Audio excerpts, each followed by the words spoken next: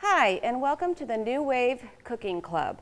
I'm Jennifer, the executive chef for New Wave Ovens, and today I'm going to make one of my favorite recipes. It's a cilantro chicken breast. It's marinated. When I get the chicken home from the grocery, I throw everything in a bag, marinate it in the freezer. One of my favorite functions about the New Wave is that I can cook from frozen and it's done. So on those nights that you forget to take something out for dinner, this is a great recipe for that. Okay, so the first thing I'm going to do is I'm going to start with a bulb of garlic, just show you how easy it is to get them off. I only take off what I need. If the bulbs stay adjacent to the bottom, it retains its freshness. So I've got 4, and let me get my little bowl here for my garbage. And what I do is I just take my knife and I just put a little pressure, okay? And then they just peel off very simply.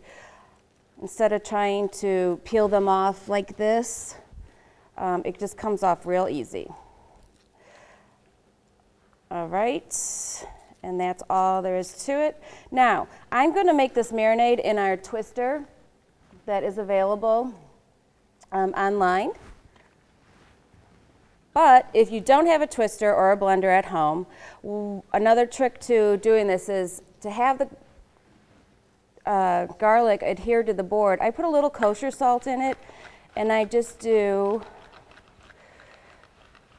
a chopping, starting to rock my knife. The front of my blade never leaves the cutting board. My fingers are in so that if I do happen to cut myself, I cut this part of my knuckle. Okay, well, for time's sake, I'm going to show you in the twister blender how I do everything. So we're just going to put this off to the side. I'll use it for something else. Okay, so I'm going to take our 8-ounce cup. I'm going to take the top of it off, and I'm going to take, doesn't matter what rhyme or reason, I just follow my recipe, and I take 1/4 of a cup of lemon. And what I do, guys, is I roll the lemon. It gets all the juices flowing. Or another trick is you can put it in the New Wave oven, put the lid on high, 2 minutes, and all the juices will come to the surface, okay? So I take this. I've already got some here measured, but here's my little trick. Instead of dirtying up something, I hold my fingers like this, so all the juice comes through, but all the seeds stay here. So anyways, and I do that just in case I have any seeds. So 1/4 of a cup is going in here. Okay, put this down here. All right, a cup of cilantro. Cilantro should be cleaned and dried, patted in a paper towel. When I get all my herbs home, I dry them, wrap them in a paper towel, wash them, dry them, wrap them in a paper towel. That's the way to store herbs in the refrigerator. So anyways, roughly, if you're not into measuring, a handful of cilantro. Stick in there. Try and take all the stems off. That's the bitter part. But if you get in there, it's okay. Okay, then I'm going to take my 4 cloves, pop them in. I'm going to take about a tablespoon of soy sauce. I'm going to take a tablespoon of sugar, and I'm going to use my teaspoon because my tablespoon was wet there. So 3 teaspoons equals a tablespoon. I am going to give it a pinch of pepper, and I'm ready to twist. So the blade side goes down, secure it very tightly. Let's bring my twister over. Okay, turn it upside down. And we're just going to pulse this. And I don't want to solidify it. I want to see those chunks of cilantro. So that's perfect. Beautiful marinade. All right, we're going to take it off. Put it over here by my garbage bowl. Now I take my plastic bag, I open it up. Depending on my family, I cook 6 chicken breasts because my little guy eats a lot. But sometimes I do 2 at a time. Anyways, I'm going to pour it in there. I'm going to add my onion, which I already chopped up for time's sake.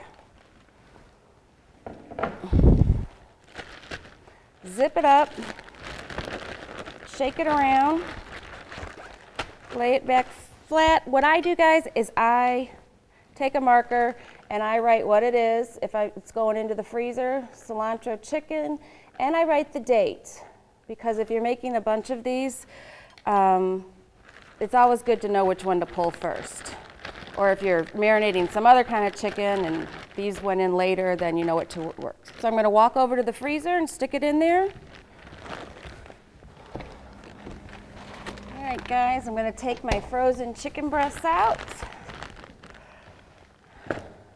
What I also did is my family loves potatoes, so I just cut up some potatoes this morning, and I put some extra virgin olive oil, a little bit of lemon so they don't turn brown, a little kosher salt, a little pepper, so that when I put my chicken breasts on, I'm going to put my potatoes around, and we're going to have one whole meal done at the same time. That's the beauty of the New Wave. All right, guys, so we're going to take our frozen chicken breasts, and we're going to place them in the center of the rack. We're doing it on the 4-inch rack. Put that off to the side. Then we're going to take our potatoes. And I use my hands. I mean, as a chef, if they're clean, they're your best tools. And I'm just going to stack these around. And we're going to cook them for 10 minutes on each side.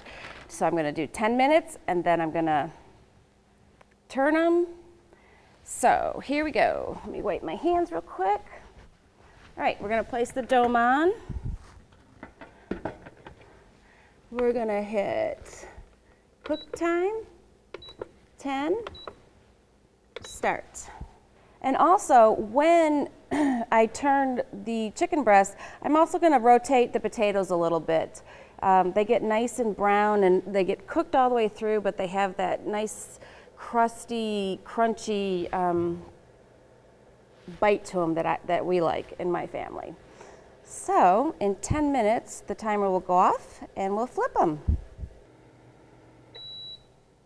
All right, guys, we're getting ready to flip our chicken. I wanted to let you know a few things. You don't have to flip it. I like the presentation side of it, being a chef. So if you want to let it sit there and put the full 20 minutes on, feel free to do it. Go do a load of laundry, whatever you need to do. But I'm going to flip it because I like the way it looks. So you're going to take the dome off. Great steam, cleans out your pores.